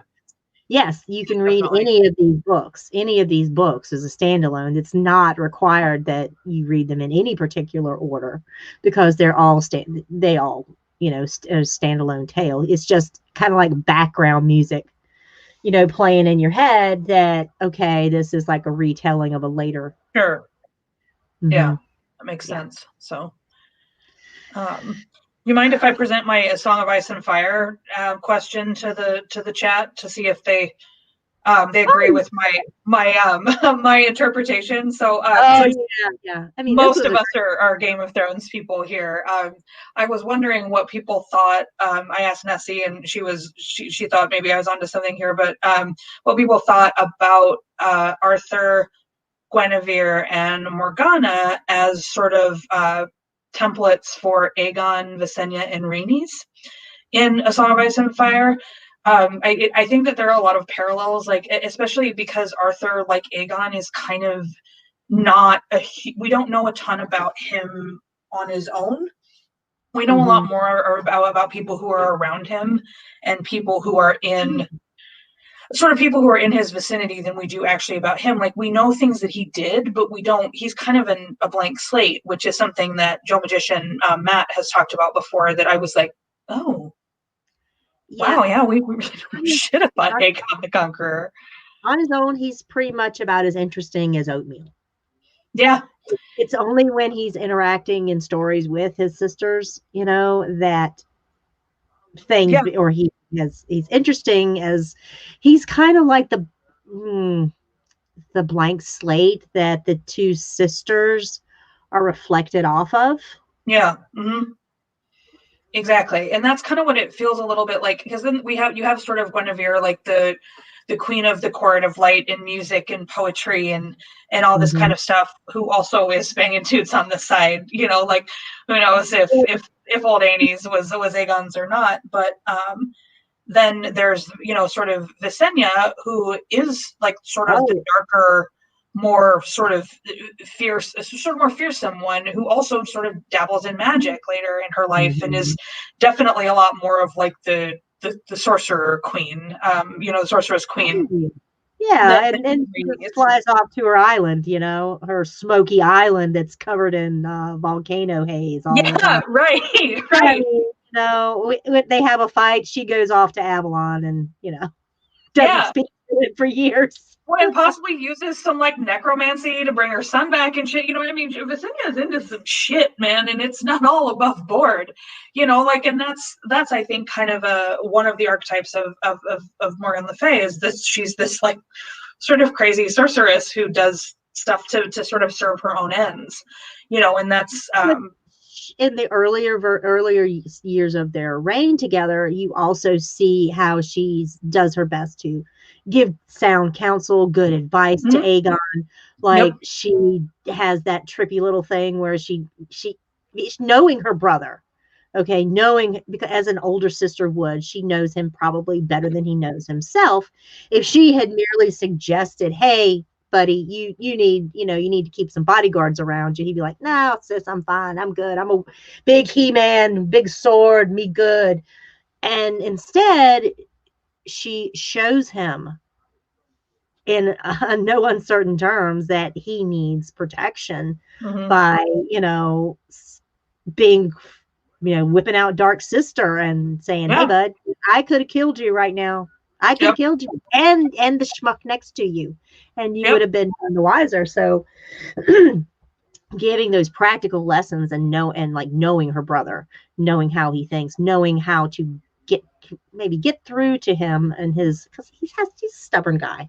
You know, he's a king, he wants to do things his own way, but, you know, putting it into those practical terms, you know, brings a lesson home a lot better than just saying, hey, little brother, you know, you might want to think about getting some bodyguards. I'm just saying. Right. You know? Right. Yeah, definitely.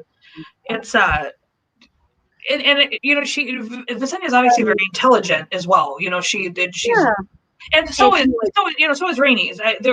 There's no indication that one was smarter than the other, but we get a lot more like with Visenya in the Eyrie. You know, how she sort of manages to take the Eyrie without a single drop of blood being spilled. Very politically savvy. Yes. Yep. You know? And that's a lot of them in the sort of earlier versions. Like, that's kind of like Morgan is politically savvy, is there to sort of help Arthur with that kind of stuff. The later versions, not so much. But again, she's always smart. You know, so, and Visenya is definitely she has a very good head for strategy and for battle and for things like that. And Visenya is definitely a Morrigan type, you know, like a sort of warrior queen and things like that as well. So I think that there are some connections there, but I just kind of, especially like thinking about Aegon and Arthur, I think there does seem to be some things that you can parallel there, you know? Oh yeah, definitely. Martin was reaching deep into the, you know, Arthurian legendarium. He didn't have to dip too far to find Aegon / Arthur / whatever sitting right on top there. He's like, yep, there he is. Yeah. Give him a shot, give him a sword, you know. Right. Throw a sword in his hand. pop him on a dragon / horse, call it good. So Yeah, Arthur Pendragon. How about Arthur 10 Dragons? I don't know. Arthur Big Dragon. Yeah. Arthur Big Dragon. You got big sword and big dragon. So yeah, I mean, he didn't have to dip very deep in the well when he was coming up with those characters and giving, telling a tale as old as time, and yet, we can see it, but we can see the template. We can see the Right. template if you want, but he also, making it very fresh and entertaining and telling a totally different story, than what was going on, because hey, Aegon ain't coming back from Dragonstone. He did, and Visenya done burnt his ass. So he's not going to be the once and future Aegon. Right. He didn't sail off to Avalon. That's for damn sure. So yeah. He did. Maybe Visenya would have taken him if she'd had an Avalon. Who knows? So kind of sounds like not really very likely. I don't know if Visenya liked Aegon very much, but No. I guess his wounds were beyond her strength, but yours weren't, apparently. So yeah, that didn't turn out real well for her though either. So and I mean, it does seem like Morgan Le Fay is kind of the archetype for like a lot of sorceresses these days. I don't know any of them in Song of Ice and Fire really have a ton of sort of relevance there, but of anyone with the sort of personality, Visenya just kind of leapt out to me a little bit. So yeah. Right. And if you look at any characters that are categorized as like a woods witch, they're all going to be picking up bits and pieces of this particular archetype. Alice Rivers probably comes fairly close to that. That's true, yeah. She's called the Witch Queen of Harrenhal, which was right there by the God's Eye Lake. She could technically be like a lady of the lake. She lives in this haunted castle, that's cursed. Or she's got all these, trappings of power. She gathers her own little band of, broken men there. How many were in her castle, though? A lot, or not that many?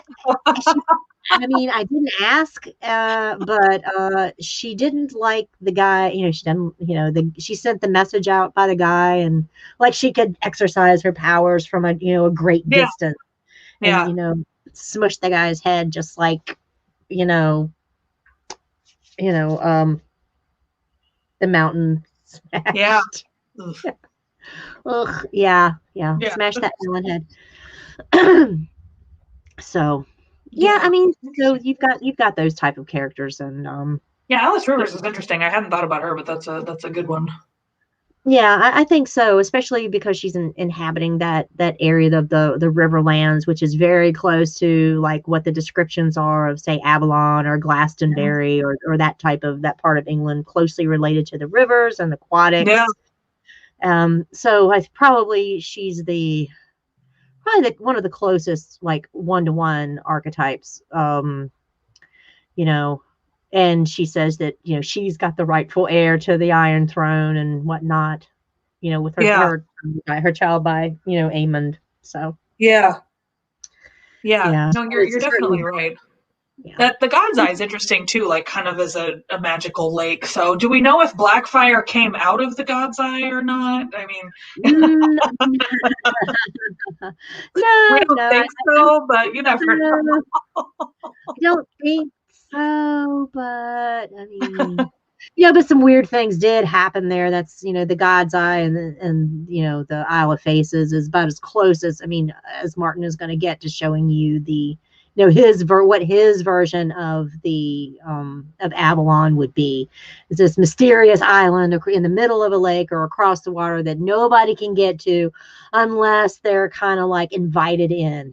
Yeah. You have to know this, the pathway. You have to know the secret word or be invited by the green men or these children of the forest type creatures, which are like the elves and the fairies and in Avalon. So that's like the Isle of Fairies and So that's probably, as close as Martin's version is going to be to, the Isle Sure. of Avalon. And say, somebody who may or may not one day have, need to be healed or, close to death or whatever.